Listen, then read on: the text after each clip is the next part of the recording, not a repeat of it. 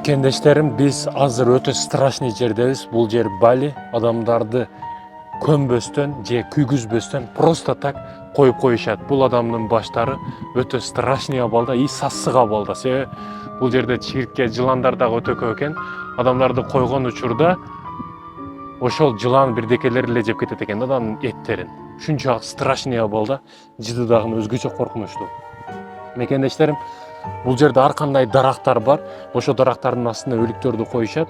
И өлүктөр чирип бүткөндөн кийин жакын туугандары келишип ошол скелетти башын ушу кинодогудай жийип коюшат. 3 бурчтук кылып, 4 бурчтук кылып. Чоң дарактын астына. Мына ушул чоң ыйык дарактын астында турабыз, мекендештерим.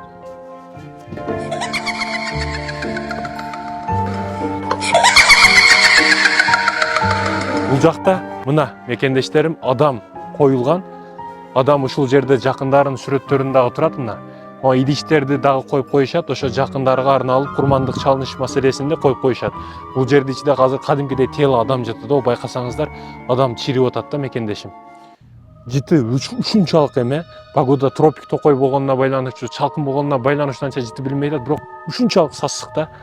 Адам ичинде кадимкидей тетигинде мекендешим жатат, мына чирип атат тело. Көрдүңүздөрбү? Ушунчалык коркунучтуу абалда.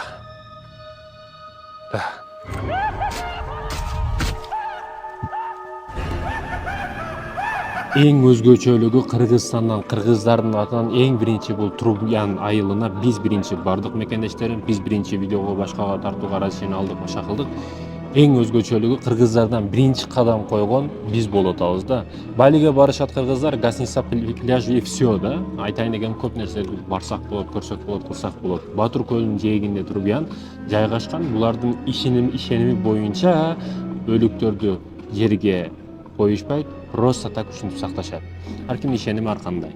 Ошондуктан барган учурда ошол жерге барыңыздар. Да кымбат, бирок барганга арзыйт. Чындап көзүңүздөр ачылат ал жерде.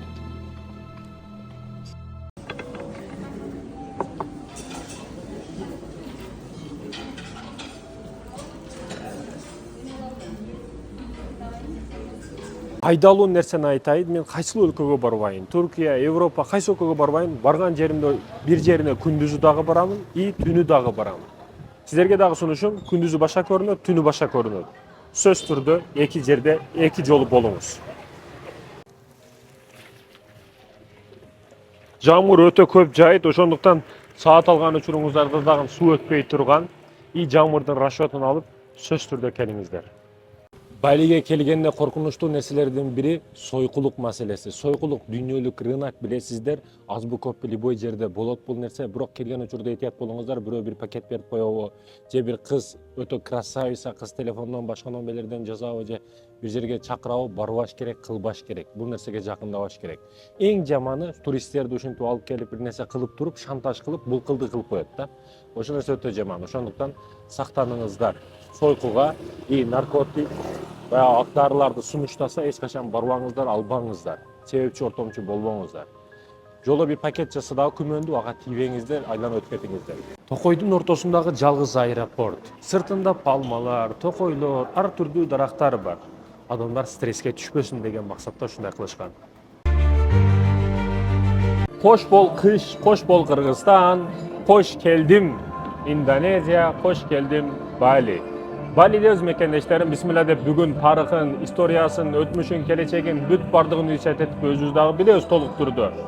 И сиздерге дагы айтабыз иншалла. Сами маякта азыр тартып атат. Ар дайым алдыбызда, как всегда. Эң биринчи келип эле бара турган жерибиз деңиз. Азыр деңизге кетип атабыз, бисмилла деп. Машалла, алхамдулилlah. Бул эң таанымал суулардын бири экен. Ичкенде бал бере турган болсо, конго чейин булга 6 бал экен. Иче турган суу. Балинин дагы өзгөчө жерлери бул бири-биринен тар көчөлөрү, резко повороттору, анан правиланын бысы дагы жок да, мекендештерим. Чындыгында.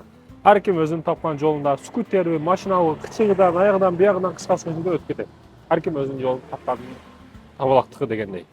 Байкасаңыздар, эки машина турат, мекендештерим, экөө тең жол тарлыгынан бири-бириге жол берсем бер, мен бери кылып атат да. Чындыгында жол өтө көйгөйлүү маселелерден. Аксакалдардын арзанганы бекер эмес. Неге? Биздин аралыбызга туристтер келип, пайдалысы дагы болду, зыяны дагы болду, тынчтык жоголду дейт да. Биздеги газондор бар. Өзгөчө баягы офистердин алдына эгип коюшат. Балидеги газон мына ушул мекендештерим. Буну гүл деп атап болбойт, себеби газон ордуна эсептелет. Ресторан, гостиница, офис ошолордун алдына эгилип, топуракты кармоо үчүн колдонулган бир өсүмдүк да бул. Дагы бир өсүмдүк бар, азыр эме кылса сами көрсөтөт, Азыр мен ылдыйдан баштап өйдөгө чейин келип атам. Көчөнүн акырыга чейин, башынан баштап акырыга чейин скутер, мопед да. Мопеддин шаары чындыгында бул Бали. Вьетнамда дагы өзгөчө көп. Барганыбызда айтканбыз. Бул жакта дагы өзгөчө мопед, скутер толуп турат, керегинен ашыкча. Анан иттер дагы бар экен, айтет болосуздар, Мынтип конокко келип калат. Азыр сами яксаң анан. Bye. Oh no, you couldn't drive it. It's too. Мына мекендештерим өзгөчө күчүктөрдү тарбиялаган байке. What's your name? Sandy. Sandy байке өз экен. Guys. Бул Кыргызстанга өзгөчө салам айтып атат. Иттерди чында баягы жөндүсүн бир башкача породаларын хатикого окшошун тарбиялаптыр. Балиде мафия барбы? Албетте итальянский мафия жок, бирок майда күчтүү топтор бар. Мисалы, мопедде жөнөкөй эле келдиңиз дагы, биз жерге мопед токтотоюн дедиңиз, келип бирөө сизден акча сурайт. Ал жерде эч кандай кагазы жок, эч кандай чеги жок, бирок баары акча сурайт. Эгер бербесеңиз, же мопедиңиз жоголуп кетиши мүмкүн, же баллону тешилип калышы мүмкүн. Кыскасы ушундай. Ар бир жерде куралдуу, куралсыз мафия бар. Эң жаманы наркотик. Ар кандай мафиялар, ар кандай кыздар же арзубаган бир сообщениялар сулуу кыздардын атынан сизге жазышып, чалышып, байланышып же тынчыраак жерге тартып, сизди өтө көп нерсеге түшүрүп коюшу мүмкүн. Же керек болсо түрмөгө дагы тыгып коюшу мүмкүн. Мафиялардыкы ушундай. Эң жаманы сизди күнөөкөр кылып, өзү таптаза бойдон чыгып кетет да.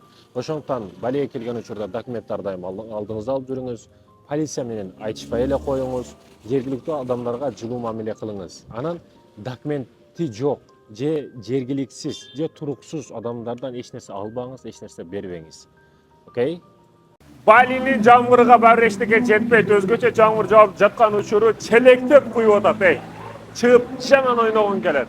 Жылуу жамгыр, пайдалуу жамгыр. Үйлөнүп туруп нике түндү кайерде өткөзөмүн деген жаштарга айтарым 3 жер бар. Эң негизги маселе булар кайгыларды унутат, проблемаларды унутат. Анан чындап бири-бириңерди сүйүп калышыңарга себепчи болот да. Үйлөнгөндөн кийин бала айдайбыз, нике түндейбиз. Кыскасы ошолорду өткөзө турган жерлердин биринчиси бул Бали мекендештерим. Бали чындыгында өзгөчө жер. Жүрөгкө кадимкидей таскиндик, тынчтык болот. Кудду бүткүл дүйнөдөн үзүлүп башка жерге бир чогулуп калгандай эле да. Себеби Индонезияда өтө көп аралдар бар, бирок эң таанымалы, эң тынчы дагы ушул Бали болуп эсептелет. Балиге келиңиз, өкүнбөйсүз. Рахмат Мухаммад дейсиз да. Ал эми экинчи сиз барып эс ала турган жер бул тарыхы өтө күчтүү бай бул Туркия. Туркия чындыгында өзгөчө жер. Сизди кадимкидей сүйүү, махаббат, мээрим шаары өзүнүн ичине тартып алат да. Сүйөгөн жаштар да бири-бирин сүйүп калат ал жерге баргандан кийин. Ал эми үчүнчү сиз барышыңыз керек болгон жер бул мекендештерим. Мен ачык түрдө айтып атам, мусулмандарга дагы тарткан жокмун, христиандарга дагы тарткан жокмун. Ачыгын болгондой көрүп көзүмө айтып атам. Сиз барышыңыз керек болгон үчүнчү жер Япония. Чындап өнүгүүнү көрөсүз ал жерден. Биз отуруп ашыбыз керек экен, мекенге бир нерсе кылышыбыз керек деген түшүнүктөр пайда болот жаштарда. Ошондуктан ушул 3 жерге барганга аракет кылыңыздар. Биринчиси, анан экинчиси, кыскасы, анан үчүнчүсү. Эч ким бара элек. Келип эле баардыгы мактап кете берет, бирок туура эмес жактарындагы, туура жактарындагы бүт ачык түрдө айтам,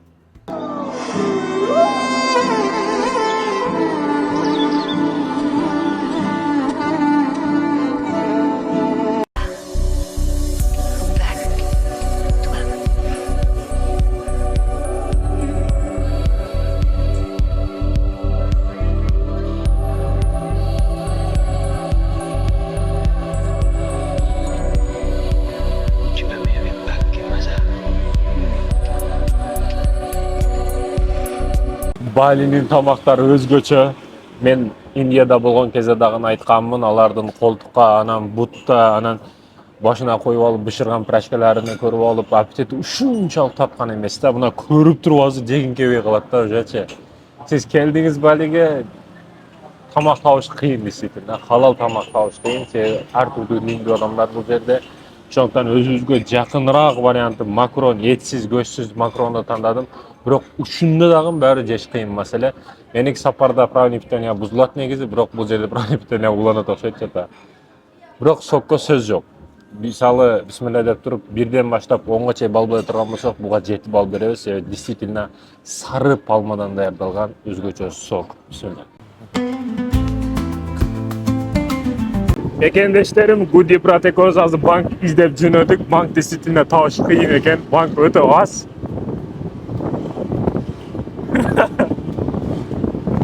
Банк табыш өтө кыйын. Мекендештерим. Эскерте кетчү нерсе, Балиге келген учуруңуздарда мындай айкелдерде, мындай гүлдөрдү жетиштирип жаткан нерселерди көрсөңүздөр, тийбеңиздер. Бул бариликтер үчүн өтө бир нерсе. Бул жерде байкасаңыздар, гүл, күрүч, анан таттуу тамеки, ушуга окшогон нерселерди коюп, булар кудайларына курмандык кылышат. Кудайларына курмандык кылышат. Ар бир үйдө, дүкөндө, гостиницанын жанында ошол нерселер бар. Себеби ошол нерселер бизди коргойт деп ишенишет да. Жаман нерселерден, жаман рухтардан, көзгө көрүнгөн, көрүнбөгөн шайтан жин дейбиз го биз. Ошол сыяктуу нерселерден коргойт деп ишенишет. Ошондуктан булардын ишенимин ар дайым сыйлашыбыз керек, урматташыбыз керек. Булардын ишенимине тиешелүү маселелер менен ойношпошубуз керек. Неге айткым келди? Азыр мен кетип атып, тебип бирөө башка турист деп деле анан урушуп кетти. Ошонун негизинде айтып коеюн дедим мекендештерим. Эскертүү, мынандай бирөөнүн ишеним маселесинде ойношпойлу. Таттуу жыт чыгып турат, анан гүл өзгөчө берет бул нерселерге, сактайт деп ишенишет да. Элестетиңиз мекендешим, сиз өзүңүз жашаган кудайыңызды, өзүңүз сыйына турган бир нерсе сурай турган кудайыңызды өзүңүз магазинде сатып алсаңыз. Кызык, биз ошондой магазинде турабыз. Өкүнүчтүүсү, көпчүлүк адамдар адашууда. Биз көп нерсени жеткире албай, биз дагы адашуудабыз. Чындыгында сахар кааласаң сахарды, банан кааласаң бананды башка бирөөгө беришиң керек. Дүйнөнүн мыйзамы ушундай. Семиз аялдарга кубанычтуу кабарым, Балиде ушундай ишеним бар, семиз аял токчулукту, молчулукту билдирет. Ошондуктан ишеним маселесинде айкелдерин семиз жашаган курсагын карасаңыз, семиз аял бул молчулукту, токчулукту билдирген заман дегени маанисин билдирет. Анан беришендик, мээримдүүлүк, боорукелик маселесинде ишенишет, аялдын семиз эстелигин кылышкан. Арык эмес, бою узун эмес, семиз бою кыска эже карындаштарыбыз. Бул маселеде силер сонусуңар деген маселе жок, бирок Балидеги ушундай ишенимдер бар. Кээ бир учурларда семиздер сулуу көрүнгөн, кээ бир учурларда арыктар. Азыркы заманыбыз арыктарды талап кылат, Ачыкпы, ачык эмеспи, моюнга алышыбыз керек бул маселени. Айтайын дегеним эмне? Ушул мекендештерим. Балиге келсеңиз, серфинг үчүн эң жакшы толкундар бар, деңиз толкундары, бирок Нуса Дуа деген жер бар. Бул үй бүлө үчүн, тынчтыкты каалагандар үчүн эң жакшы пляж болуп эсептелет. Барыңыз келсе ошол жака барыңыз, сүзгөнгө башкага эң жакшы варианттардын бири да. Бирок мен айтамын, бир эле жерде калып кетпесең, пляж гостиница болуп эле калып кетпесең, өтө көп жерлерди кыдырыңыз. Бизди кыргыздардын эс алганын эң жаман нерсеси пляж деп келип алат да ошол жерден чыкпай жата берет. Пляж Сколдо деле бар. Көрүш керек, тарыхын изучать этиш керек. Келечекте не дальнейшем? Илим маселелерин изучать этиш керек, китеп маселелери. Мен келип эле биринчи ошол өлкөнүн тарыхын, историясын окуйм да. Себеби ошол тууралуу бирдеке айтайын. Өзүм билейин, айтайын дейм. Ошондуктан мекендештерим, бул нерсеге маани бериңиздер. Баягы чыгып эле тоого чыкса деле барат, тоонун астында тамак кылат дагы, беш бармак же куурдак же бирдеке кылып туруп, жеп эле кайтып келип берет. Жеш үчүн жаралган эмеспиз биз. Мына биз завтрак кылган жокпуз, кече ужин кылган жокпуз. Мында дагы эле жүрөбүз. Ошондуктан бул маселелерге маани бериңиздер. Мени дагы сунушум Жусуп Абдурахманов атабызды изучать этсеңиздер, аркасын өтө көп Кыргызстан үчүн кызматтарды кылган, атылып кеткен. Ошол атабызды дагы какой-то бир кайсыдыр бир суммага коюшубуз керек да. Бул жеке менин сунушум. Туура кабыл аласыздар. Жаштарга ар дайым кайта турган насаат сөзүм: акчаңарды тойго, өзүңөрдүн тоюңарга, сүннөт тоюңарга, эжиңер тойго, кыскасы ысырапка, арамга иштетиштин ордуна саякатка сарптагыла. Билесиңерби, жашооңорду өзгөртө турган, жаңы нерселерди биле турган, акчаны көбөйтө турган, кыскасы бай кыла турган нерсе бул саякат. Сен 10 жыл Россияда иштеп, бир той кылгандан көрө 10 жыл Россияда иштеп, 10 өлкөгө барсаң, ошол эң пайдалуу сен үчүн. Мекендешим, биз менен бол. Себеби биздин кийинки селибиз дүйнөнүн бардык өлкөлөрү тууралуу. Иншаллах кийин отап. Сами ар дайым алдыбызда болот. Сами. Пока-пока.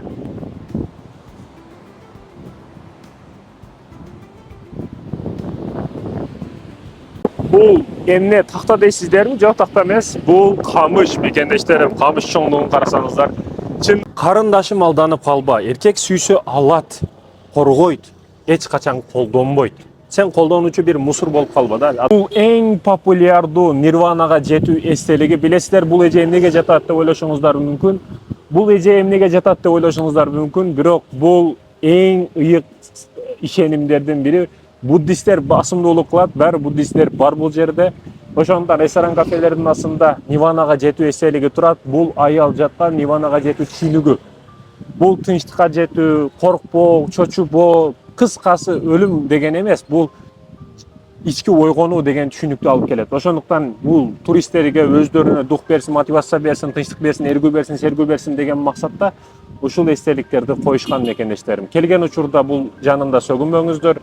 Сүрөткө түшкөнгө болот, бирок урмат сый менен, себеби бул жактардын ишеними бар. Эгер туура эмес көрүшсө, сизди түзүгө эле кыйнап коюшу мүмкүн. Бул маселелерге эсепке алып, бирок кийинтип да коюптур да кичине. Бул нерселерди эсепке алып байкайсыздар. Бул братыбыз азыр. What is your name? Good day. G'day, Майке. You are from? Bali. Балилик экен. Sorry. Please. Бирок мекендештерим азыр просто так келип I'm working отурсам, here. I'm working. отурсам сынып калды, $10 бересиң деп атат азырчы. $10 азыр банкка кетти азыр эми. Сынып калды, бирок этият болосуздар, этият болосуздар. Ушундай нерселерди, чирик нерселерди коюп коесуз, отурушта бир нерселерди карап отуруңуздар. Бул өтө күлкүнүч нерселер болот. Ошондуктан сак болуңуздар мекендештерим. Ушул нерселер стул деген дагы бирдекелер сизди кыйнап коюшу мүмкүн. Yes. Ар ким ар нерсени диний ишенимине жараша көчөлөргө чейин орнотуп салган, билесиздер. Мына биз жаштыгыбызда ойногон бамбук түтөп турат азыр бул жерде, жанында гүлдөр. Бул мындайча айтканда эхсан, ошо Кудайына бир нерсе бериш маселесиндеги эстелик, ишенимдер десек болот. Ганди братка акчаны алмаштырып берип жибердим азыр. Миллионер болуңуз келсе Балиге келиңиз, себеби бул жерде $200, 3 миллион 400, 3 миллион 300, 3 миллион 400 болот экен. Чындап сиз миллионер сезишиңиз үчүн. Бирок өзгөчөлүк акчанын эмнеси тартты карасаңыздар, бул жерде мекендештерим 2 адам турат. Бирөөсү Мухаммад Ганди, экинчиси Сукерно.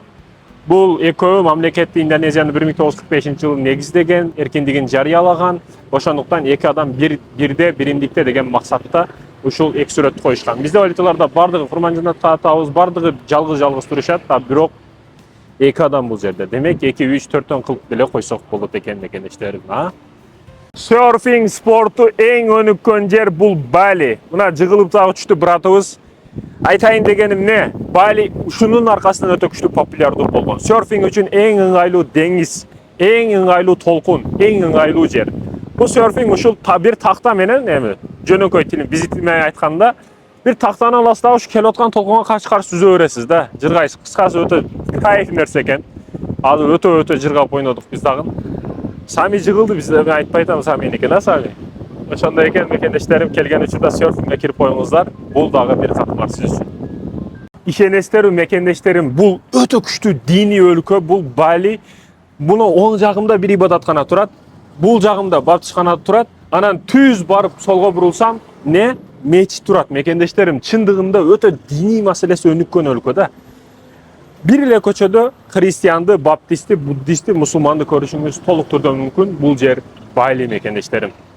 Бул жерде байкасаңыздар, көчөлөргө таттуу тамеки, гүл, анан күрүч кылып жолдорго дагы керек болсо коюп койгон бул эстелик таш, таштын жанына курмандык маселеси бул. Ушул Кудайыбызга, Теңирибизге күн сайын курмандык кылып турушубуз керек. Бали кырсыктан, жаман көрүнбөгөн рухтардан сактайт деп ишенишет. Бул жерге келгенде ушул теппеңиздер, сындырбаңыздар, буна нерселерге сый урмат мамиле кылып коюңуздар. Керек болсо жолдорго, гостиница, отель бардык жерлеринин жанында ушундай нерселер бар да бул жерде.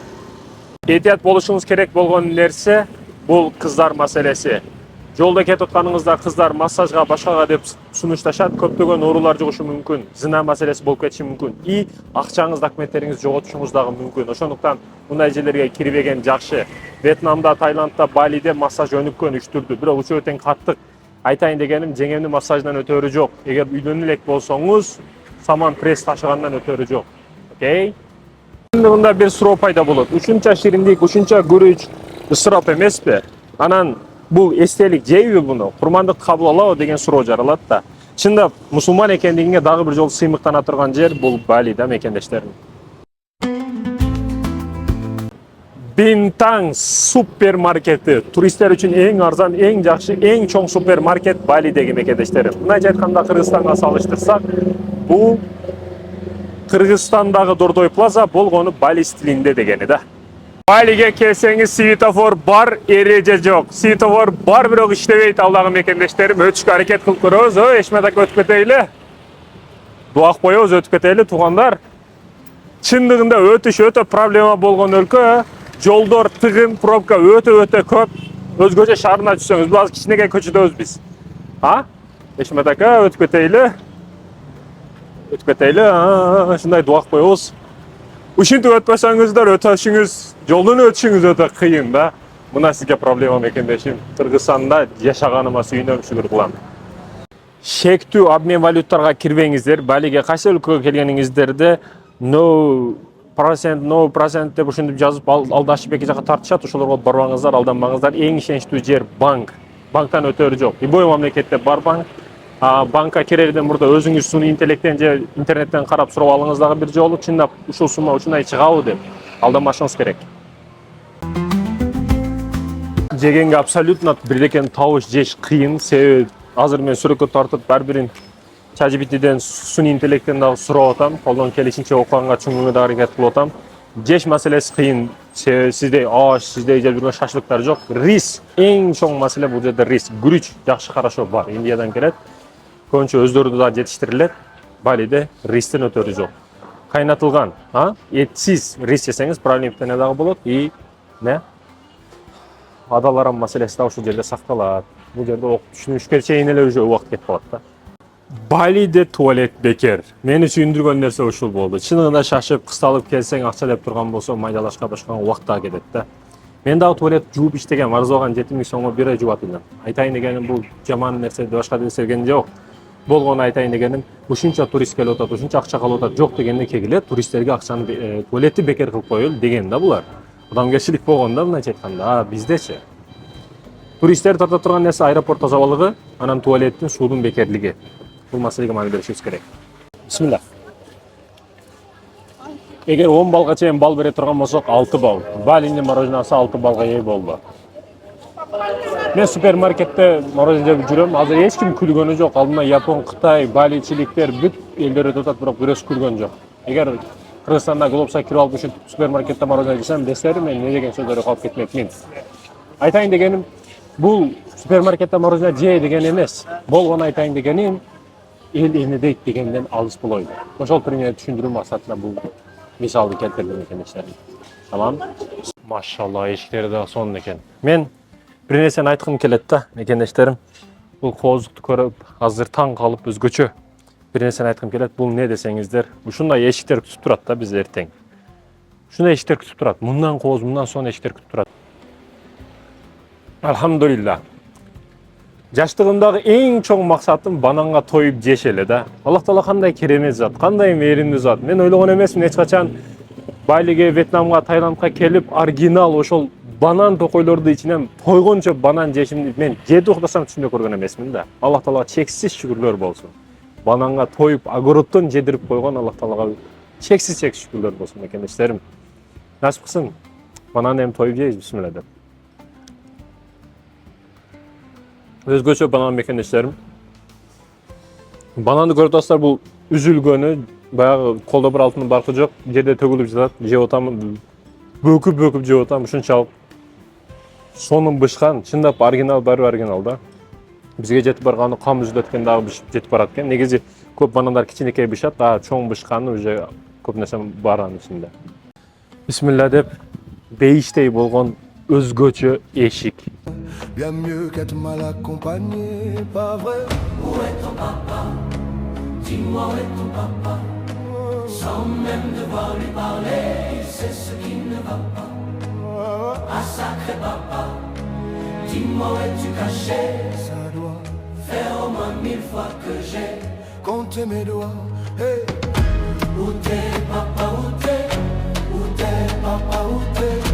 Où t'es, papa, où t'es? Où t'es, où t'es, papa, où t'es? Où t'es papa, où Üç işti eç kaçan kılbağınızlar, bu birinci soykuluk meselesi. Kaysı жерге өлкөгө барбаңыз, өзгөчө этият болуңуз бул сойкулардан. Массаж салондордо, өзгөчө гостиницаларда өздөрү кээде керек болсо сунушташат. Анан эң жаман нерсе билесиз, бул курдоомат да, провокация, шантаж кылыш. Сизди жөн эле отургузуп коюшат дагы, анын өлкөсү бүт полиция, милициялар менен да сүйлөшүп алган болот да, сизди жөн эле отургузуп коюшат да, копейкасы тыйынсыз калып кетесиз. Ошон үчүн айтарым, эч качан сойкуларга өзү чакырса дагы, өзүңүз каалап дагы барбаңыз эч качан. Бул Кыргызстанда жүрсөңүз дагы, Анан бул мисалы азыр Балиде, башка дин, башка өлкө, башка нечегиз мүмкүн. Бирок чындап отургузуп коюшат. Башка диндерде дагы көпчүлүгүндө сойкулук тыюу салынган.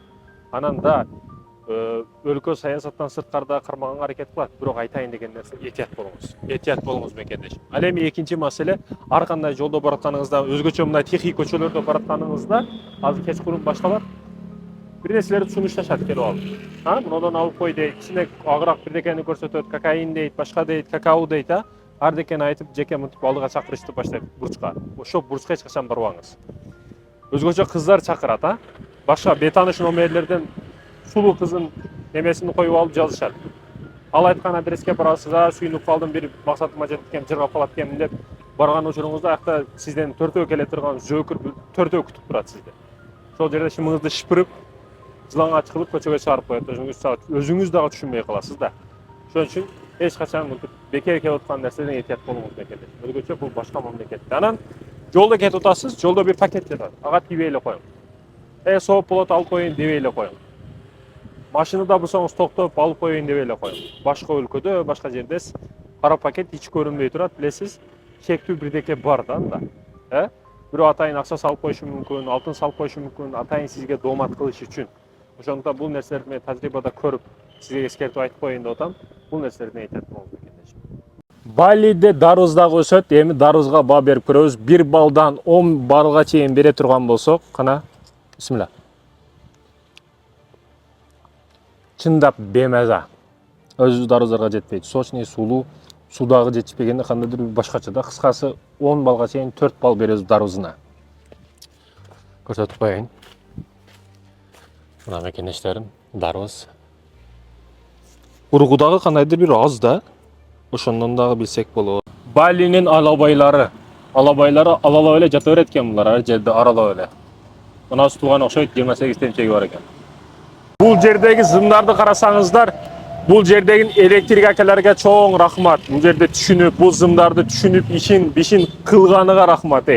Бул кайсы бир зым, Wi-Fi-дыкы, токтуку, кыскасы түшүнүш өтө кыйын. Мындан дагы страшный жерлер өтө көп экен. Зымдар ушунчалык бири-бириге кирип кеткен. Да, түшүнүш кыйын. Машалла, неге адамдар наркоман болуп кетет, айткылачы, неге адамдар сигарет чегип кетет, неге арак ичип кетет, тооба деген келет. Көрө турган, рахат ала турган мазза жерлер бар го жер шарында, жерди дүйнө жүзүндө мекендештерим. Машалла, табаракалла, бул не деген жер, не деген керемет. Айды караң, жылдыздарды караң, асманды караң, бул жакта чексиз деңизди караң. Кереметтин керемети, машалла. Аллахтын кереметтерге таң калып эч бүтпөй атам. Эч бүтпөй атам. How are you? Тачка бизнеси өтө өнүккөн. Бизде ролтон болобу, жумуртка болобу, жеңил нерселерди даярдап сатыш маселесинде Балиге жете турганы жок. Биз Балидебиз. Бүгүн сиз ишенген, сиз көргөн, сиздин оюңуздагы эмес, Инстаграмдагы, интернеттеги Бали эмес, Балини в общем башкача ракурстан көрсөтүп беребиз. Бисмилла деп баштадык онда. Пока-пока. Байк деп коет, жолдо кетип атсаңыз байк деп токтото берет. Эң көп скутер, 3,5 миллион элге 3 миллион скутер дагы ушул жерде мекендештерим. Бул эстеликти көрүп турсаңыздар керек, мекендештерим, махабат хара эпосундагы эң чоң, эң ишенимдүү баатырдын символдук эстелиги тургузулган. Бул эмне үчүн бийикте турат десеңиздер, бул руханий көтөрүлүү деп ишенишет. Ал эми ар дайым сергек тургандыгы душман үчүн ар дайым сергек дегени. Ал эми жаа кармап турганы бул душмандарга ар дайым огу даяр, келаткандарга ашы даяр деген маани билдирет. Эмне үчүн ушундай бул поворот эң таанымал повороттордун бири Балидеги. Эмне үчүн десеңиз, бул эстеликтерди көп жерге коюшат. Себеби адам көчөдө кетип атканда, эки жакка кетип атканда ошол нерсесин көрүп, мындайча айтканда руханий кудайын көрүп, ар дайым сезгенип турсун, ойгонуп турсун, жаман жолго баспасын деген мааниде коюшат мекендештерим. Дагы татуировкасы болсо дагы өтө өзгөчө жигит. Биз мурда келгенде, экинчи жолу келгенибизде таанышканбыз бул бала менен. Ар дайым келгенибизде күтүп алат, отелге жайлайт, кайсы жерге болсо жардам кыскасы берген бала, өзгөчө бала. Мынау оозуна чынжыр салынган эки арстанды көрүп атсаңыздар керек. Балиде ушундай түшүнүк бар, тиштерди сындыруу маселеси. Тиштерди жарымын бөлүп, күйгүзүп, ар кандай варианттарда тиштерин жарымын алып салдырышат. Булардын диний ишеним боюнча бул арулукту, курманчылыкты, тазалыкты жана руханий тазарууну билдирет да. Ошондуктан ар кандай майрамдарда тиштерин жарымыга чейин күйүп салышат. Дагы бир жолу алхамдулилла мусулман экендигиме. Азыр Балиде болгондо мен дагы тиштерим жарым жок жүрсөм керек да.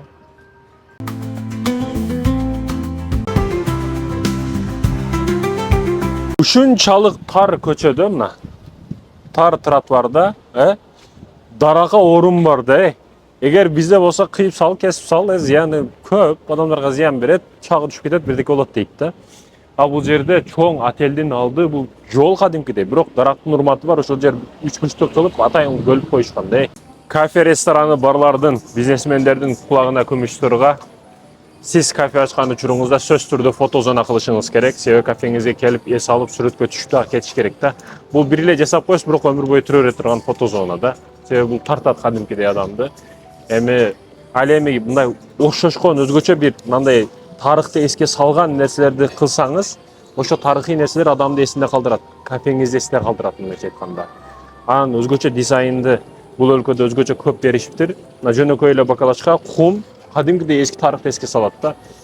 Туристтерди кармап калыш, ошо жөн эле клиенттерди кармап калыш үчүн дагы мекендешим сизге башкача дизайн, башкача коозлук керек да баары бир. Жөн эле тамак жеп кетпеш керек сизден. Туалет тамагы болсо болду деген түшүнүктөн алысташыбыз керек да биз дагы. Себеби ошол нерсе менен биз тартабыз да мекендешим. Азыр кол жууа турган бияктан алып, муну экинчисине да таштасаң болот экен. Чындыгында тропикалык токой, жөргөмүш, чаян, курт кумурскалар кыскасы бардыгын түрү менен табасыз бул жерде. Керек болсо жашаган отелибиздин ичиге кирип келди. Мугун эми 1000 жолу ойлонсоң дагы күчтүү коркосуң да.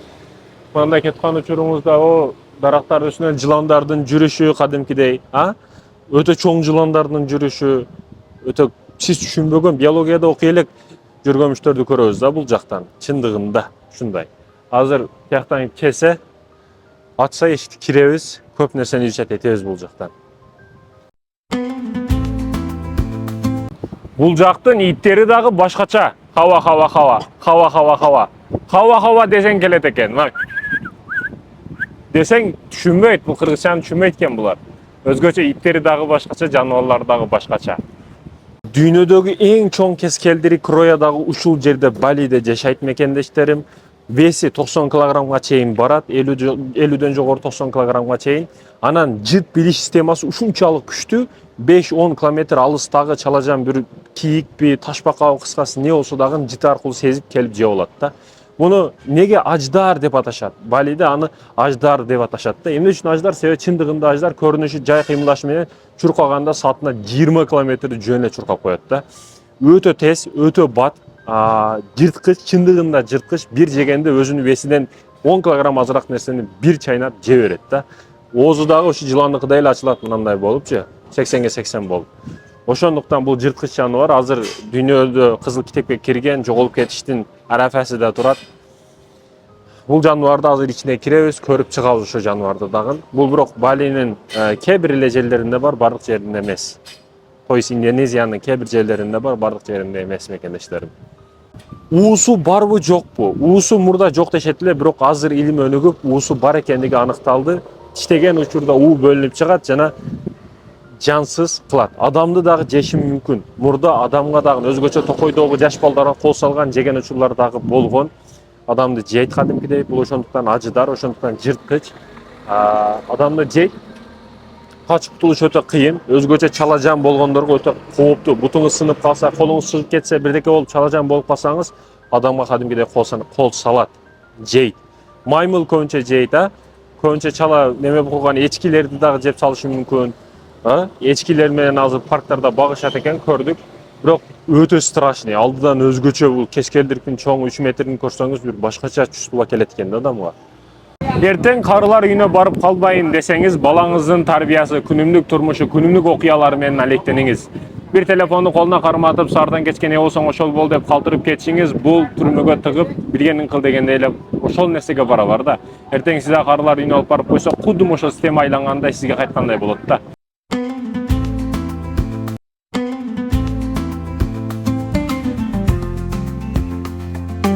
Sarı kakos көрөтсаңыздар керек, өзгөчө kakos бышып жаткан учуру 6 ай, 7 айда өтө бышкан учуру 12 айга чейин барат да. Өзгөчө бышат, ичиндеги суусун алып ичебиз, ана сыртын өзгөчө эти дагы майга дагы колдонушат экен бул Балинин өзүндө.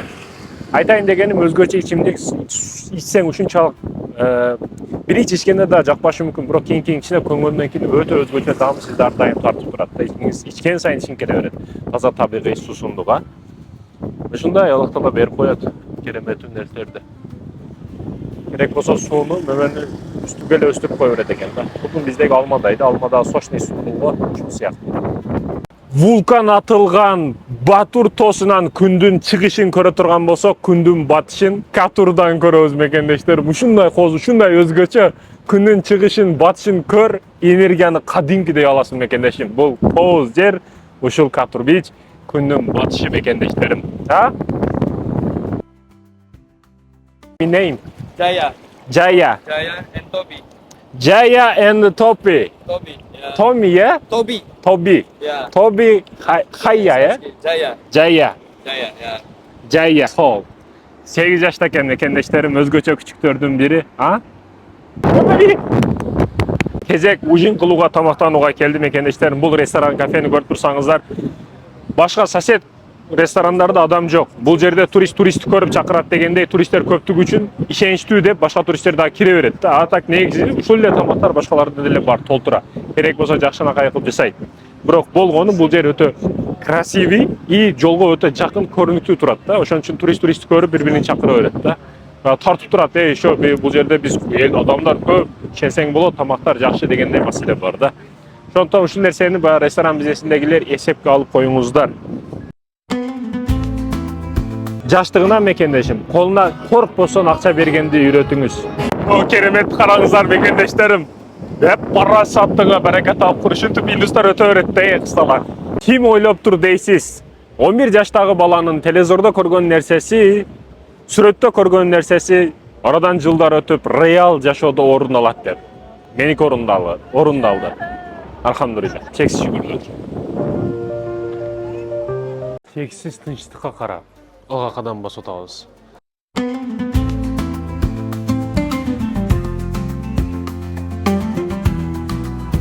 Кафе, ресторандардан өтө этият болосуздар. Мышыкты богудай кичинекей тортикти берип туруп, уялбастан $50-60 деп турат да. Бүгүн мен тапчыка алдым Балиден.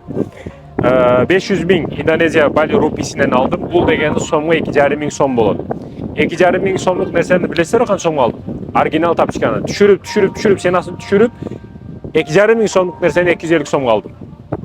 Булар өтө көп кошушат. Негизи 250 сом дагы булар үчүн өтө көп пайда калды. 100 сомдук нерсени 150 сом пайда көрдү дегени буларчы. Ошондуктан айтарым, туристик жерлерде, туристик зоналардан өтө этият болосуздар. Ар бир жерде рыногу болот, арзан рыногу өтө көп болот. Сизди бул жерде эч бир нерсеге сана коюлган эмес. Неге? Сиздин келбетиңизге, туристтигиңизге карап туруп бааны өздөрү коюшат. Этият болосуздар.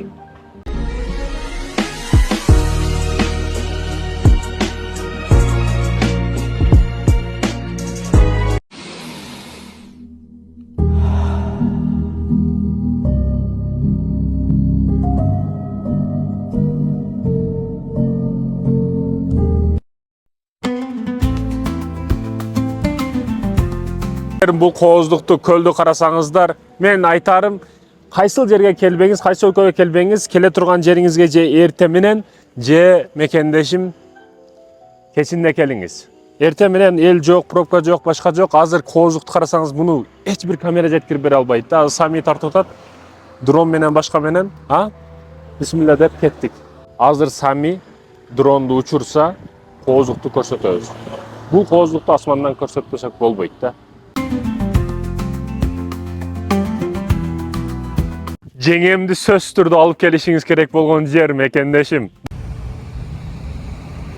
Балиде Ниоки майрамы бар. Бул жаңы жыл дегени, ошол жаңы жылда бир күн, бир түн эч ким мун чыкпайт, көчөгө чыкпайт, сүйлөбөйт. Неге? Жада калса аэропортто самолеттор да учпайт, көчөгө машина, скутер эч ким чыкпайт. Эмне үчүн? Себеби Балини тегеректеп жаман рухтар жүрөт деген ишеним бар да. Жаман рухтар ким сүйлөсө, ким ызы-чуу кылса, ошого зыян берет деген ишеним бар. Чындыгында ошондой ишеним бар, ошондуктан бир күн эч ким эшикке чыкпайт, иштебейт, эч нерсе кылбайт кысасы. Мындайча айтканда, ошол күнү шаар, ошол Бали муздайт. Эч ким жок. Бул жолдорду караңыздар, мекендештерим. Чуркагың келет, баскың келе турган жолдор.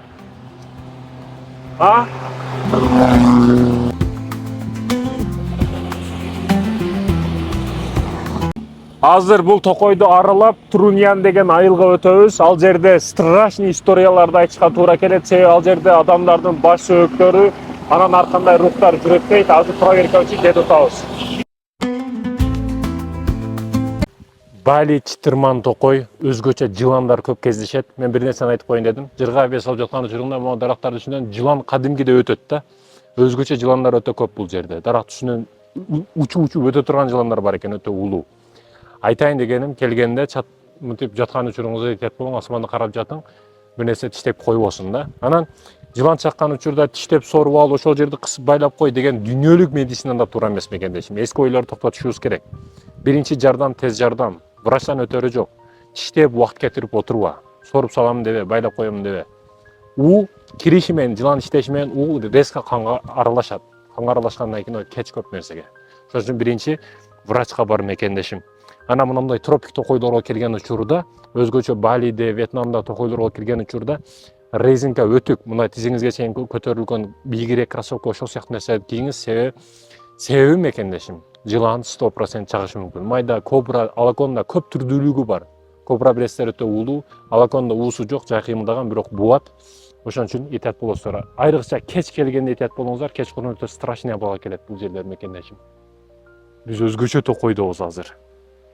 Өтө страшный жерге кетип атабыз. Азыр жетейин деп калдык. Сизден кийин көрөсүздөр. Өтө коркунучтуу жер да. Буга каякта барыш керек, болсо жетпейбиз. Бул адамдын сүрөтү. Жакын адамын ушул жерге коюп кетишкен. Көмүшкөн эмес, күйгүзүшкөн эмес, просто так коюп кетишкен мекендешим.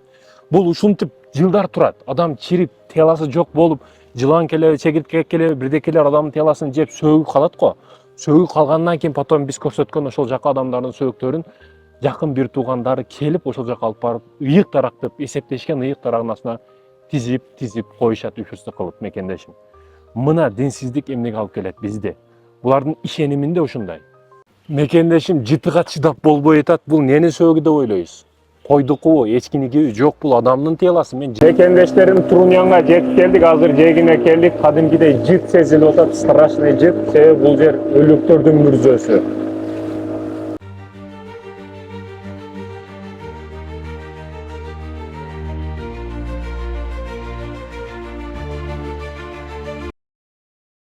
Көзгө көрүнбөгөн рухтар, шайтан, жин, ак рух, кара рух деп ар нерселерди ойлоп табышкан мурда. Бирок реал нерсе эмне? Жин бар, шайтан бар, туурабы? Реал нерсе бар, бизди азгырат. Бирок кара рух, ак рух, дагы бир нерсе рух, түнү келип тийип кетет экен, машак кылып кетет экен деген нерселерден алыс болушубуз керек мекендештерим. Анан даракка сыйыныштан этият болушубуз керек. Даракка, ташка, Сулаймантоого дагы бирдекелерге барып, бирдеке үмүт кылып, бала тилеп, дагы бирдекелерди сурашtan этият болушубуз керек. Ушул негизги биздин проблемабыз. Ушул бизге түйшүк маселе жаратат.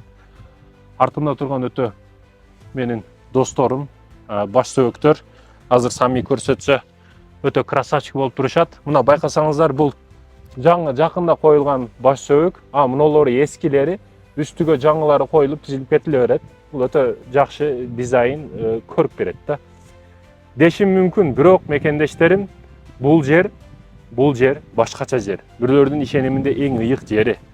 Адамдын тиши мекендештери мына кадимкидей адамдын тиштери турат мына. Байкасаңыздар, өзгөчө турат, турганда дагы.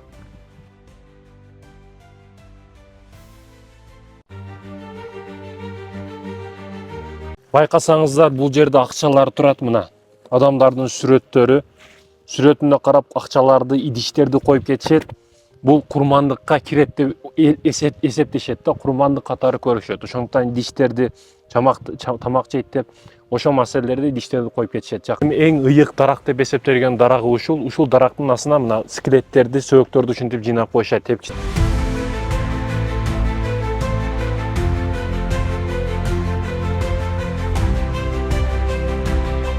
Жыландар дагы өтө көп, эң көп жер. Мына акчаларды байкасаңыздар, акчады мани вообще чачылып жатат мына акчалар. Бүт акчалар да курманга коюшкан. Мына бүт акчалар чачылып жатат, жөн эле. Бул жерге акча коюш бар, бирок эч ким акчасына тийбейт. Себеби өлүктөргө арналган акчалар булар. Мына бүт жакын идиштерди дагы коюп кетишкен, тууган уруктарга арнап курмандыктарды коюшуп, а бул жерде өлүктөр мекендешим, өлүктөр ичинде өлүктөр. А бул жакта баш сөөктөр ушинтип жыйнап коюшат. Өтө коркунучтуу. Бул жерге түнү дагы келдик, күндүзү дагы азыр келдик. Түнү себеби көрүнбөдү эч нерсе съемкага. Азыр атайын кайра күндүзү келдик, что сиздер дагы көрүңүздөр деп мекендешим. Ушунчалык чоң акча кетти келишке дагы. Себеби разрешение алыш, башка дагы съемка кылыш дагы өтө кыйын экен. Эми байкаңыздар, мекендешим могу жерде бул адамдын сөөгү. Мына мекендешим, бул адамдын сөөгү, бул айвандык эмес, койдук эмес, просто так жатат адамдын сөөгү. Ушундай мүрзө көргөнсүздарбы мекендешим? А бул жерде мына дагы адамдардын сөөгү, мына мекендешим. Бул кадимки адамдын сөөгү, башка сөөгү эмес, бул адамдын сөөгү. Ушунчалык коркунучтуу, ушунчалык страшный мекендештерим. Билемин мекендешим, ичиңиз ооруп атат, кыйналып атасыз, кыстап атасыз, көп азаптар тартып атасыз. Билесизби, бирок ушул күндөр өтүп кетет. Карындашым, эжем, байкем, агам, инем, бул күндөр өтүп кетет. Ошол күндөрдү эстеп алып күлөсүң ертең. Кайгырба, капаланба. Чөккө. Чөгүшкө сенин акылың жок. Сен өтө бактылуу күндөрүң келечекте күтүп турат. Ал бактылуу күндөргө жетип барыш үчүн азыр өзүңдү сындырып алба. Аракетиңди кыл мекендешим. Тамам. Эшектин богу торт, ошону сиз жейсиз десем ишенесизби мекендешим? Луак деген жаныбар, bundan кофе чыгат. Дүйнөгө таанымал эң кымбат кофелерди ушул брачка иштеп чыгарат. Богондо дагы жейт, мына кофе астында кофелер турат. Ошону жеп чыгарган богу эң таанымал, эң күчтүү кофелерден. Мына торго камаганы туура эмес, тордо эмес, жапайы өзү токойдо жүрүп, жеп туруп чыгарганы таза кофе болуп эсептелет. Алган учурда ошонусун алыңыздар мекендештерим. Апабыз кофе куруп аткан учуру өзгөчө кофелерди даярдашат экен. Мына мекендештерим, курулган, даяр болгон кофеси мына. Бул жерде өтө кымбат кофе, чындыгында оригинал.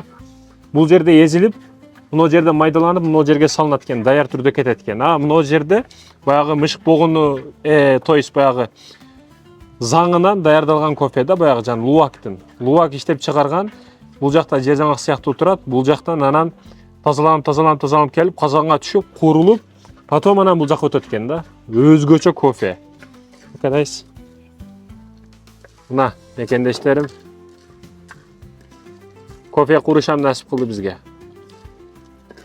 Өзгөчө кофе. Thank you. Аба. Дүйнөнүн эң кооз жеринде, ушундай кооз табияттын алдында болгондо дагы оригинал кофе ичиш бардыгыбызга насип кылсын. Бисмилла. Кофесине дам беребиз эми. Баа беребиз. Кофе чындыгында оригинал, себеби өтө ачык. Резко башка тебип атат. Эгер бал бере турган болсок, 10 балга чейин, конечно 10 бал, себеби бул жер оригинал. Эч кандай кошулмасы жок, сахары жок. Оригинал кофе.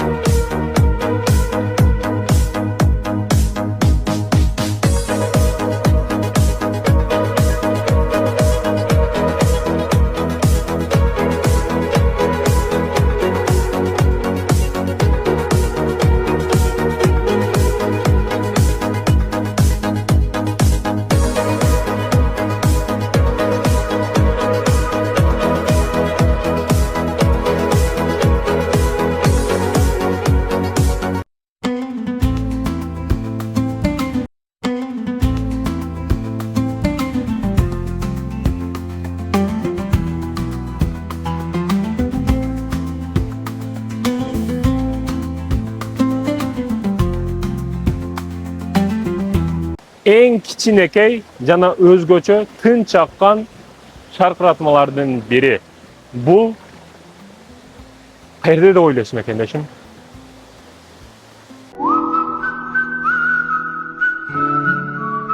Hiç kim hiç narsa ben jetkirip bere albayt. Jaştıkta örükö bayrap alıp verevкаларды ушинтип ойнойт эдик. Азыр дүйнөнүн бир бурчунда ушундай жерде ушинтип ойноп калабыз деп эч ойлободум эле. Машалла. Табараkallah. Сонун. Very good. Nice. Like this. Last one. Wow. Okay. Suunun aytылышыга gap жок. Өзгөчө суу. Тап-таза. Прям içi да sırtı da көрүнүп турат. İçkin келет, бирок бул жер жуунуш үчүн. Чөмүсө болот экен. Прям чөмүлө турган жер. Бирок тропик токой болгонуна байланыштуу ушул жерден жасаган. Бул жактар өтө чыбыр токой экен, анан жылан көп экен. Жылан чөмүлүп атканыңда алыңан акырын өтүп кетиши мүмкүн да. Жаркан өтүп кетиши мүмкүн. Кыскасы өтүп кетиши мүмкүн. Балким жакшы көрүп кетип иштеп койушу дагы мүмкүн. Ошон үчүн тынч эле жуунбай коебуз бул жерде. Бирок өзгөчө кооздук. Керемет жер.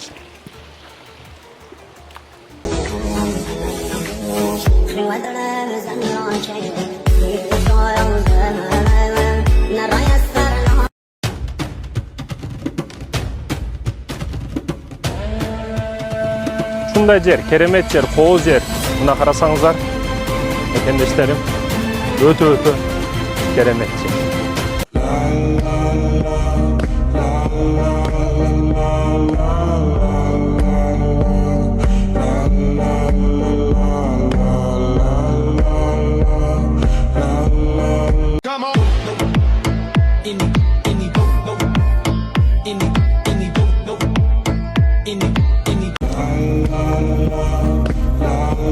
Cennet'e kettik, cennetke, beyişke. Beyişke kettik.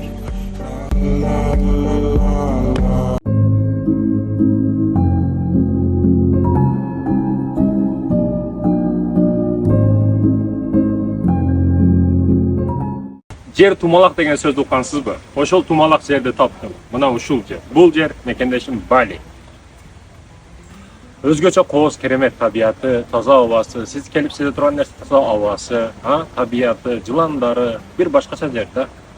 Кыскасы келиш эле керек бул жерге. Башка эч нерсе. Өтө кооз жер мекендештерим. Бейишке кеттик.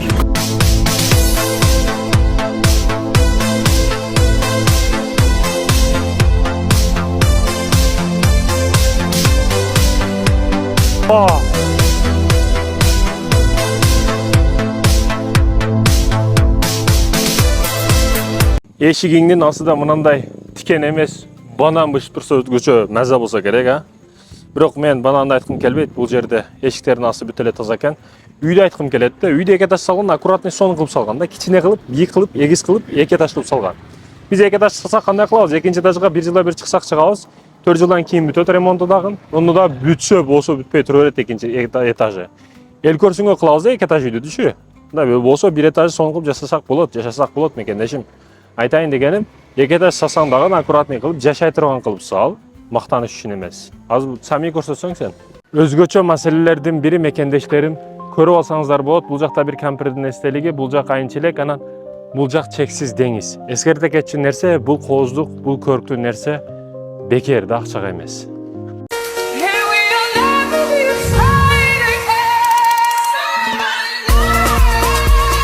Мекендештерим, Балидеги эң атактуу жер ошол Дельфин деңизди карап турган учуру. Бардык туристтер ушул жерге келет. Келсеңиздер сөзсүз түрдө келиңиздер, бул жерге көрө турган жер. Пляжы дагы жап-жашыл табияты, токойлору, өзгөчө тоолору менен таанымал Бали. Балиде $1000 эмнеге жетет? Бирге көрөбүз. Бисмилла деп баштадык,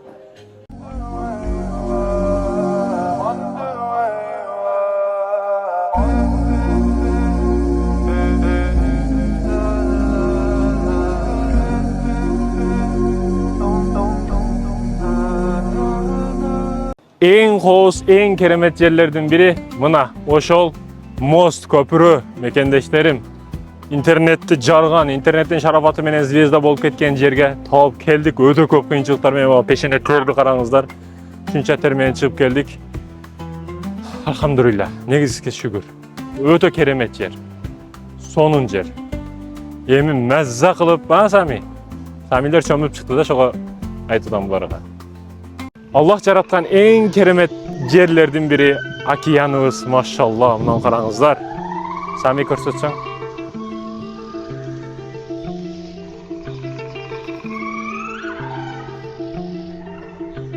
3, 2, 1, let's go. Maşallah. Keremet karasаңыздар, кымбаттуу мекендештерим. Мына такталарды мынтип кармап басыш бир өзгөчө мечта. Кээ бирөөлөр үчүн жөнөкөй нерсе. Мен эмне айткым келет? Кумурска уясында жатып, эң чоң жашоо ушул жерде ойлой берет да.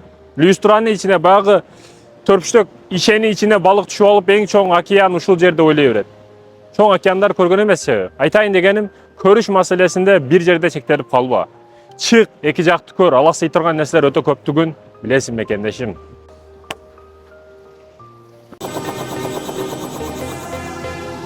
Орунду алды мечталардын бири мекендешим. Бул отель дүйнөдөгү эң чоң отельдердин бири.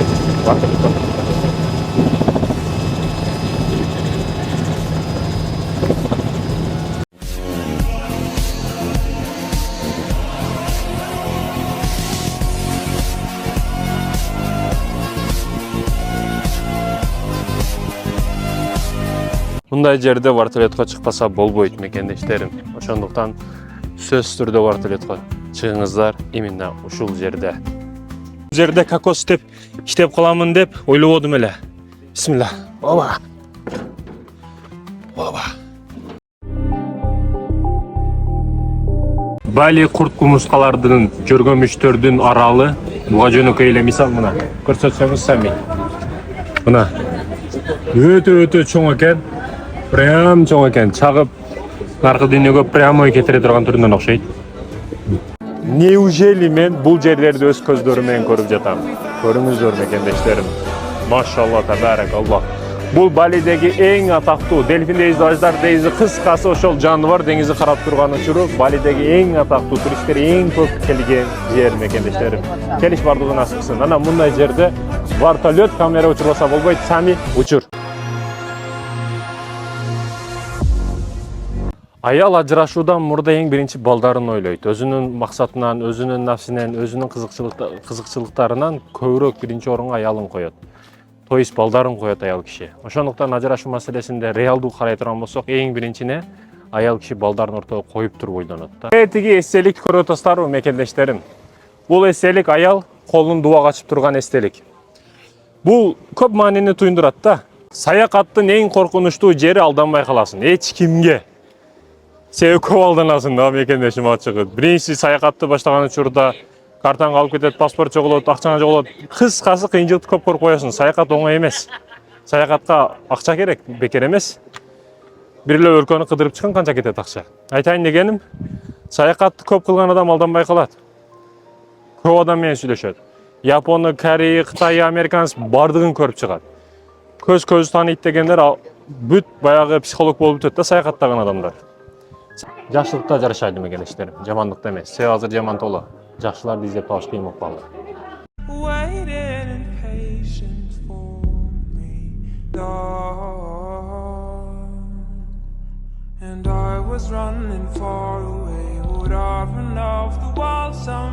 Кооз жерде кооз кийинген, кооз сулуу кыздарга 3 эскертүү. Биринчиден, эр тандашты эч качан адашпагыла. Билесиңер, силерге проблемага туп тамыр менен тыгып кое тургандагы эриңер болот. Же силер сонун кылып, мындай кооз жерге алып келе тургандагы эриңер болот.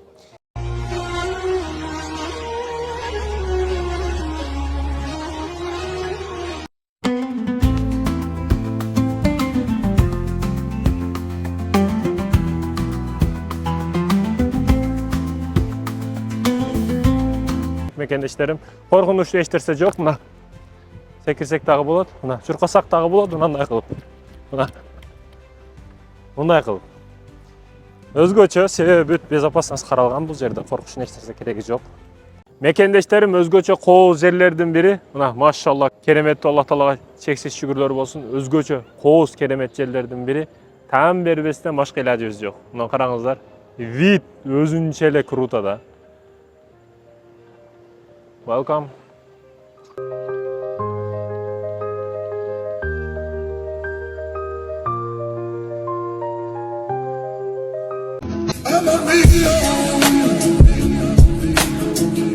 Бийиктиктен секириш өзгөчө дух берет адамга мекендештерим. Чындыгында бул жагы өтө чексиз чукурлук, мындайча айтканда маза, жудаян маза. Бийиктиктерди көп караңыз демекчимин. Проблемалар өзү жер каратып коет сизди. Пока-пока. Бали эмнеси менен таанымал? Таанымал күрүч талалары менен таанымал мекендештерим. Күрүч талаларында турабыз. Азыр кезип булардын дыйканчылыгга там бердим. Там бербей илажы жок. Тропик токойдон көрүнгөн жыгачты алып келип, каалаган нерсесин жасайт экен. Жыгач уталык боюнча Адылекеден да өтүп кетет экен. Күрүч тала маселесинде бербейт. Өзгөн күрүчү, балким баткен күрүчү, балким дешиз мүмкүн, өзүнүкү болгондугу үчүн сүйүп биринчи орунда дешиз мүмкүн, бирок бул жактыкын орунга кое турган болсок баары Рашатко дейм. Себеби бул жерде тропик токой чындап күрүч үчүн да жерлер дагы. Өзгөчө кооз, өзгөчө сонун дыйканчылык вообще класс.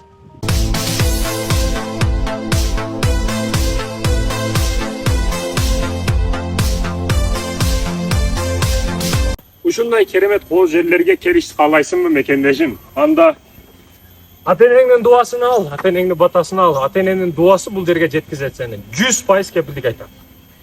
Көчөдөгү кыздарды ыраазы кылба, качан сен акча таап калсаң. Акча таап калсаң, чойкуну чечиништи ойло, апаңды кийинтиришти ойло. Бул негизги маселе мекендешим.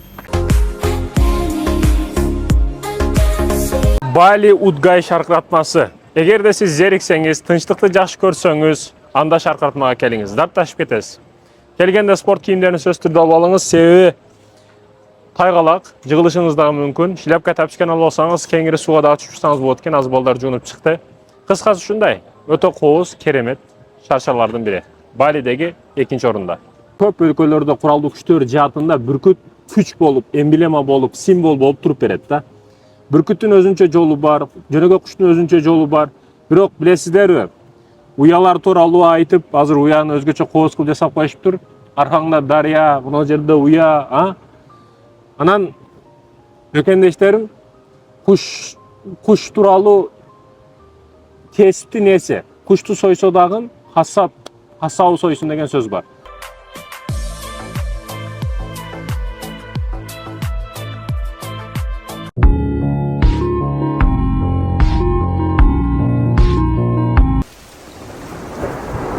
Сөзүмдүн ортосунда бир суроо берип кетким келет сиздерге. Ажырашуу, өзүн сактообу, же кутулуубу, же ыйлообу?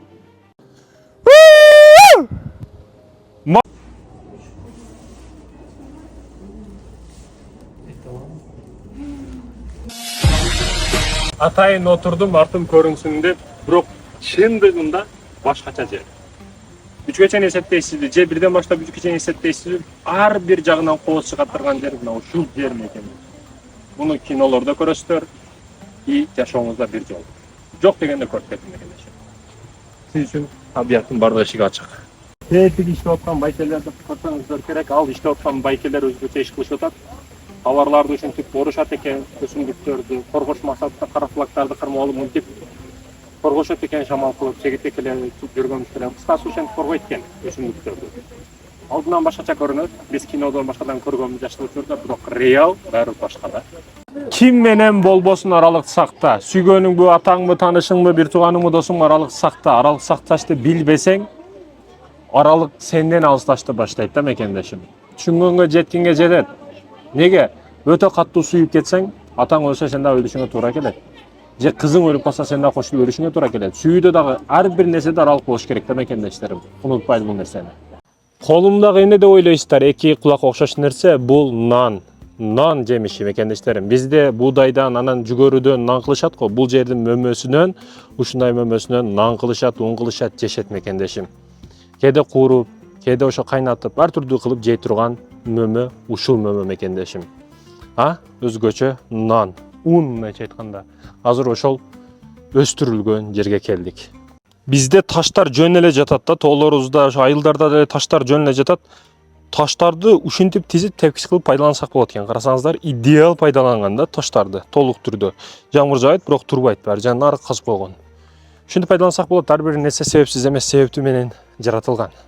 Бул жерге ар ким аялын алып келет, же девушкасын алып келет. Менде экөө тең жок болгонуна байланыштуу Özüm dünyadagi eng cho'ng kachelada uçayın deb chechdim. Buna ko'rib qo'yinglar. Bismillah. Bardыгы kızıl ko'ynakda, biz qop-qora ko'ynakda.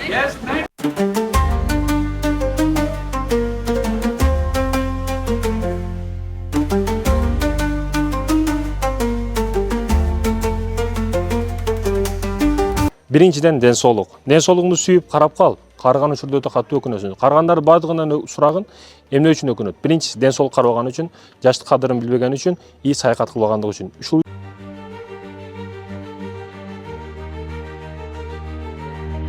өзгөчө кооздук, өзгөчө керемет жер. Машалла, бардыгыңызга насип кылсын.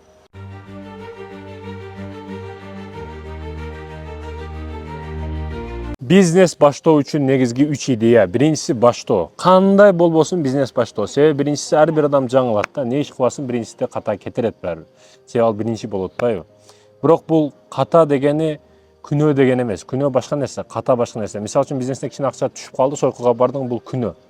Бизнести билбей бир нерсесин аппаратура туура эмес Кытайдан заказ бердим, келип калды, бул ката кылыш дегени да. Күнөө менен катанын айырмасын билип алгыла, күнөө кылып мен ката кылдым, ката кылса боло берет экен дебегин да. Бул биринчи маселе. Экинчи маселе бизнес тармагында базарга өзүңдү урө бер. Дордой, ош базар, кыскасы базарга урө бер, базарда эч качан адашпайсың да. Себеби бардыгы базардан көтөрүлгөн да. Бардык бизнесмен базардан көтөрүлгөн. Содан 90% базарда. Базарга аракет кылып. Базардан кийин онлайнга, офлайнга бардыгы өтө бересиң. Үчүнчү маселе мекендешим бир нерседе туруктуу бол. Биз бизнести баштайт, ошол каса таштап кетип кала берет. Носки бар, башка бар. Кээ бирөөлөр додойго барат, бир носки сатып көрөт, ошого калса болду, бизнесмен үчүн эмес экен деп бизнести түбөлүккө жиштирип кетип калат. Носки болсо платочка бар, кийим бар, тамак аш бар, бизнестин түрлөрү көп го. Биринде болсо бирисинде эсептешип көр да. Бул окшошот. Сөз түрдө окшошот мекендешим. Ошондуктан бизнесиңдин аракетин кыл, мекендешим. Сага душмандык кылган, акчасын алып бербей койгон ошо адамдын имини, атын айтып дуа кыл. Ошондо учурда жеңилдейсиң. Себеби акташтын эң жакшы жолу бул ошонун атын айтып дуа кылыш. Кудум окшош. Ичиңден күнөө кылба. Билесизби, кээ бирөөлөр ичинен күнөө кылышты баштады. Чындыгында көз караштардын согушу эч жагдай башталып бүткөн, бирок ички көз караштагы күнөө маселеси бирөө көчөдөн кызды көрүп калдым, ошону зороктоп койсом экен дегенин ой караштагы күнөөлөр жазылбайт. Бирок билесизби, ошону качан кылганыңда гана жазат. Ондо дагы азайтып, бирок сооп чыксаң эселетип жазат да. Ошондо экен кудуреттүү Аллахка шүгүр кылып, мусулман болгонуңа шүгүр кылып, сүйүнүп, бактылуу болуп жашаштан башка айлабыз чарабыз жолубуз жок. Ошондой экен аракет кыл. Мекендешим. Анан өзгөчө азыр бир өзгөчө нерсе болот. 2, 3, 1, чак. Мекендештерим, Балидеги үйүмө кош келиңиздер. Бисмилла.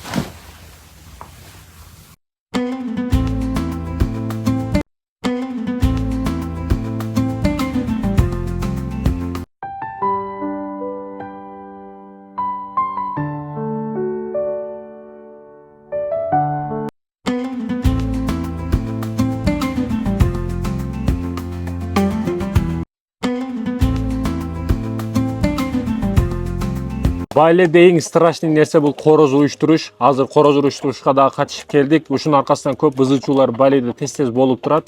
Анан бул короздордун буттарында бычактар дагы уюштуруп жаткан учурда байлап коюшат экен. Анан байге койгон учурда сомго эсептегенде 100 000 сом, миллион сомго чейин коюшат экен. Ушунчалык чоң деңгээлде акча коюшуп уруштурат экен. Бул эгерде жеңилсе өлүмгө кетет экен көп учурда. Жеңилген короз өлүмгө кетет экен. Короз уруштуруш чындыгында ушунда. Байлы адамдар тынч, спокойный, тынч адамдар десем, адашыптырмын. Кийин короз уруштурганда, барганда булардын эмоциясы ичиндеги нерсе чыгышын көрүп, ошондо там бердим. Короздор действительно күчтүү короздор экен. Буттары дагы жоон, согушканда сами көрсөтөт, урушкандарын тартып алды. Бисмилла деп эми кеттик биз. Адамга эң кыйыны күн сайын адам болуш. Бирок Bilesizби andan da kıyınırak emne nerse. Bul özünüzді özünüz жеңишибиz. Чындыгында özünüzді özünüz жеңген учурда адам болобуз да. Бардык тараптан, бардык жактан. Бисмилла.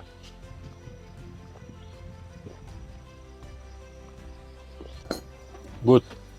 Biz жаштык учурда ушинтип ун жанчат элек, кебек жанчат элек, анан тамекини пресстейт элек, ошол нерселерди эстеп кеттим азыр. Кофени жанчып атып. Таза кофени ич насип кылды, прямо огороддун өзүнөн, алхамдулилла. Азыр өзүм эзгенде өзүм ичем. Шүгүр Кудайыма. Оригинал кофе чындыгында оор тиеткен, мээге тебеткен, өтө оор тиеткен. Бизге барып аткан кофелер не кофелер билбейм.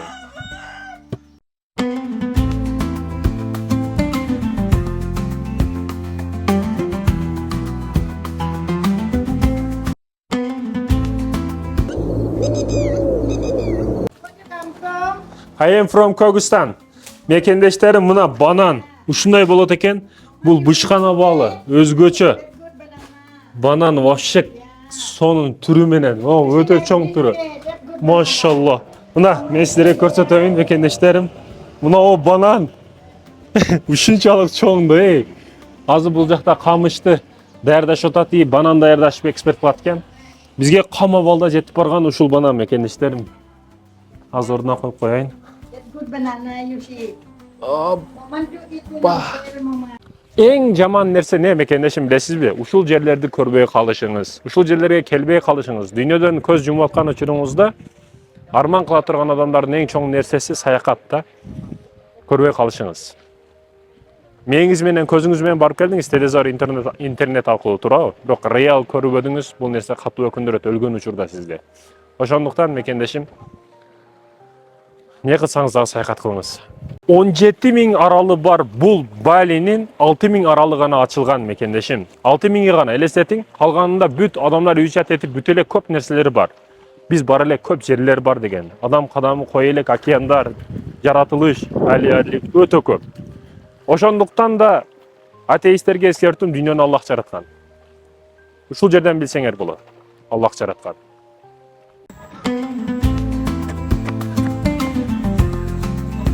Мындай абада жүгүрүштөн башка эч нерсе кылгым келбейт мекендешим. Жөнөкөй сөз менен айтарым, жолубуз алыс. Жолдогу адамдарбыз. Күн сайын ар түрдүү мамлекет, ар түрдүү саякат, ар түрдүү жаныбар, ар түрдүү хайван. Кыскасы, биз жолдобуз мекендешим. Албетте окуя кечи ар дайым сиздер менен болот, качан сиздер биз менен болсоңуздар. Биз менен болуңуздар, сапарыбыз алыс. Акыретке чейин чогубуз. Балиде 5 жолу жер титрейт. Күнүнө сезилбеген даражада көп жолу жер титрейт, бирок баликтер сезбей жашай берет. Биз вулкан тоосунда турабыз мекендешим, алдында чоң вулкан тоосу. Вулкан билесиздер тез мурда көп күчтүүсү жарылган, бирок вулкан коркунучта турган вулкан тоолор өтө көп Балиде. Ошолордун бирөөсү мына алдыңыздарда көрүп турган вулкан тоосу мекендешим. Жердин астынан чок күтүлбөгөн учурда жарылат. Асманга карап жарылат, ушундай деңгээлде жер титрейт, эми атом бомбасы юрунуп калат. Ушундай маселе мекендешим. Бул вулкан мекендештерим, вулкан жарылып турат, билесиздер, өтө чоң жарылуу болгон Балиде. Вулкандар менен таанымал да. Азыр вулкан тоосуна жарылган тоонун тегеректеп чыгып, күнүн чыгышын көрүп, өзгөчө бир адам чындап рахат алат экенсиң да. Аллахтын жараткан жаратылыштарына таң калып бүтпөйсүң.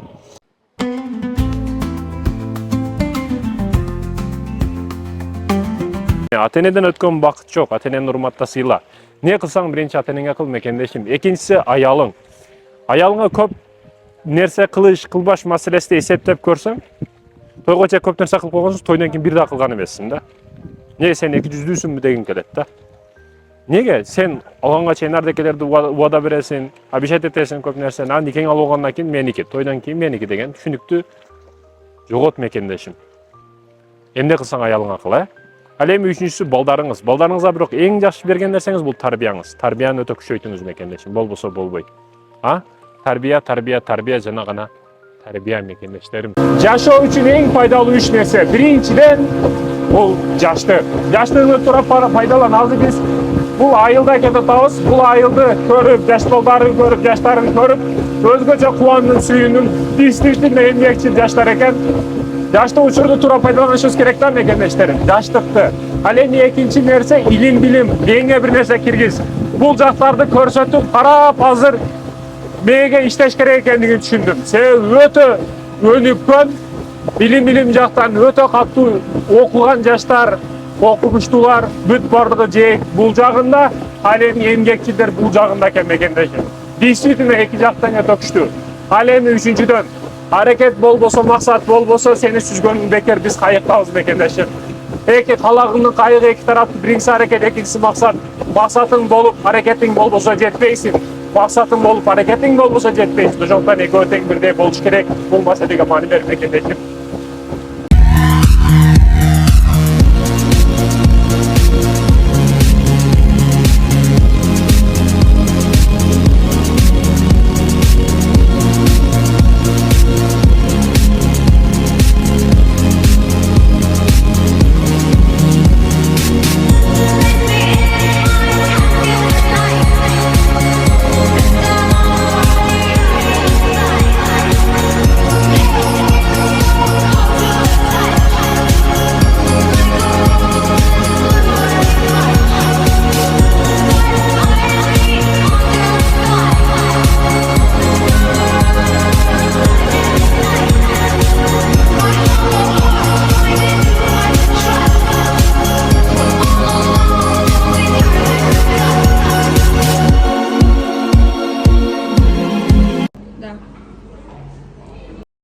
Bu эстеликти көрүп турсаңыздар керек, мекендештерим, Махаббат Хара эпосундагы эң чоң, эң ишенимдүү баатырдын символдук эстелиги тургузулган. Бул эмне үчүн бийикте турат десеңиздер, бул руханий көтөрүлүү деп ишенишет. Ал эми ар дайым сергек тургандыгы, душман үчүн ар дайым сергек дегени. Ал эми жаа кармап турганы, бул душмандарга ар дайым огу даяр, келаткандарга ашы даяр деген маани билдирет. Эмне үчүн ушундай, бул поворот эң таанымал повороттордун бири Балидеги. Эмне үчүн десеңиз, бул эстеликтерди көп жерге коюшат. Себеби адам көчөдө кетип атканда, эки жакка кетип атканда ошол нерсесин көрүп, мындайча айтканда руханий Кудайын көрүп, ар дайым сезгенип турсун, ойгонуп турсун, жаман жолго баспасын деген мааниде коюшат мекендештерим. Рубияндо мына эч кандай турист жок, себеби бул жерге сейрек гана адамдар келет, ушунчалык коркунучтуу. Мына бул жакта биздин эле кайык турат. Эч кандай башка эч нерсе, эч ким жок. Жада калса мына дүкөндөр ачылган, алар деле жок турат. Себеби бул жакка өтө сейрек гана адамдар келет да. Ушунчалык страшный, баликтер өздөрү корккон үрөн да, бул жер жылан дагы аябай көп.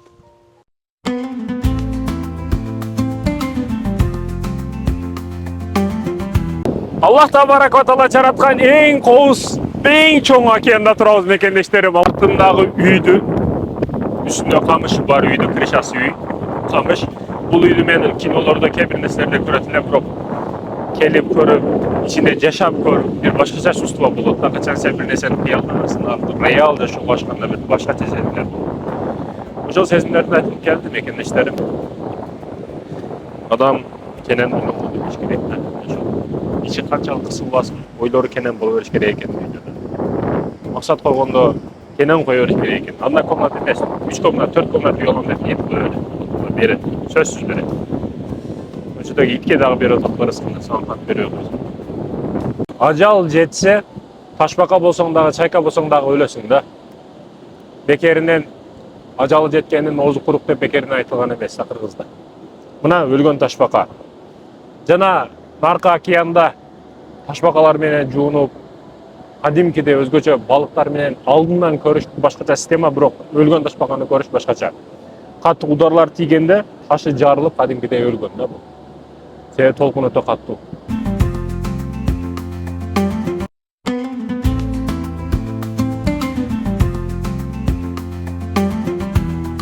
Кээ бирөөлөр уюлдук телефондон кээ бир нерселерди көрүп рахат алат, кээ бирөөлөр жашоодо бир нерселерди көрүп рахат алганга аракет кылат.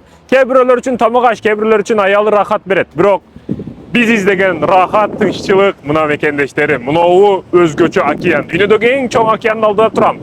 И күндүн батышы өзгөчө көрүнүп турган мезгили.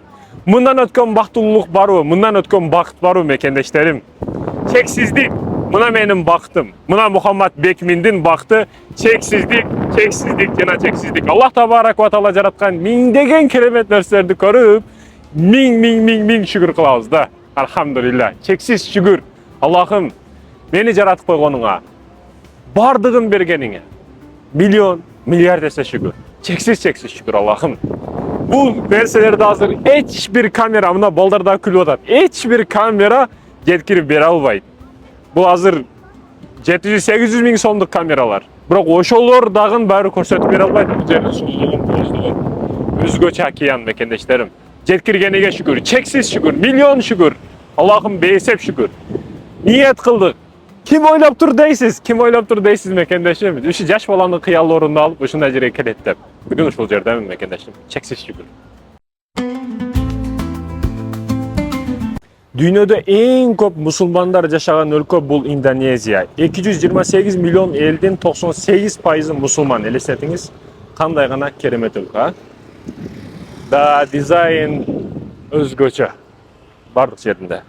Bali'degiler bezek berүү maселесинде, жыгач ustalık maселесинде менимче өзбек bir тугандардан дагы өтөт. Өзбектөр билесиздер, эшиктерди баягы мунараларды өзгөчө жасайт. Бирок булар да жада калса мына эшиктердин кире бериш жерлери, ибадатканалар, буттаканалар кыскасы бардык жеринде жасалгалар өтө күчтүү деңгээлде өнүккөн. Балиликтер баличе стилде баары жашашат да. Бул жагыдагы үй, ар бир жерде үй, бирок үйдүн алдында мындайча айтканда ибадатканасын курушат да. Ибадаткана куруш боюнча булар отдельно барып бир жерге курбайт, ар бир үйдүн жанында ибадаткана курганга аракет кылышат. Эми Кыргызстанда ар бир үйдүн алдында булар ибадатканасын кылышып сыйынышат да. Бишкекте мешит көбөйүп кетти, Кыргызстанда мешит көбөйүп кетти дегендер бир Балиге келип коюшуңуздар керек экен. Себеби ар бир үйдүн алдында ибадатканасы бар да бул жерде. Булар ошол туура эмес нерсеге ишенип туруп, ушунчалык көп нерселерди кылышат да өздөрүнүн дини үчүн. Биз туура нерсе, туура багытта болуп туруп, кичине нерсеге көрө албастык кылабыз. Бул маселеде ойлонушубуз керек. Бали, Вьетнам арзан дей беришет, бирок этият болуңуздар, келген учурда баары бир туристтик зона деп кийген кебетеңизге карап, кийген кийимиңизге карап сен аны өзгөртүшө берет, кымбат сен аны айта берет. Доңто мисалы башка сенаны айтат, долларга котор десең башка сенаны айтат да мисалы үчүн, Ошон үчүн эч бир товардын сенасы жок. Булар сиздин адамдын кийимишиге, келбетиге, сүрүгө карап туруп эле сенаны кое берет. Этият болуңуздар. Арзан дегени бул ала бер дегени эмес. Кудум баягы Мухаммад аканикиге барабыз, Мухаммад аканикини шылабыз дегени ушул жерде да. Көрүп турган нерсеңиздер бамбук. Бамбукту ар кандай стилде, ар кандай дизайнда ар жерге иштетишет. Бул азыр отелдин кире бериш жери өзгөчө кооз кылып койгон. Так люстранын сырткы келбетин элестетип турат да. Өзгөчө дизайн беришкен. Камыш билесиздер, колдонсо өтө пайдалуу, ыкчамдуу, анан жеңил болуп эсептелет да. Вьетнамда өзгөчө согушта дагы көп колдонулган нерсе бул не? Камыш мекеништерин. Эркек кетет, аял калат. Ошондуктан аял терең. Турмушка үйлөнүш маселесинде эркек көп учурда ойлонбой үйлөнүп коюшу мүмкүн, бирок аял киши миң түрдүү жааттан ойлонот да. Себеби эртең өзүн эле эмес, балдарын дагы бага турган, карай турган, тарбия бере турган ким деген суроонун негизинде өтө катуу ойлонот. Ошондуктан ташталыш маселесинде эч качан аялдар эркек таштап кетпейт. Аял таштап кетпеген учурда дагы аял ташталды деп эсептелинет.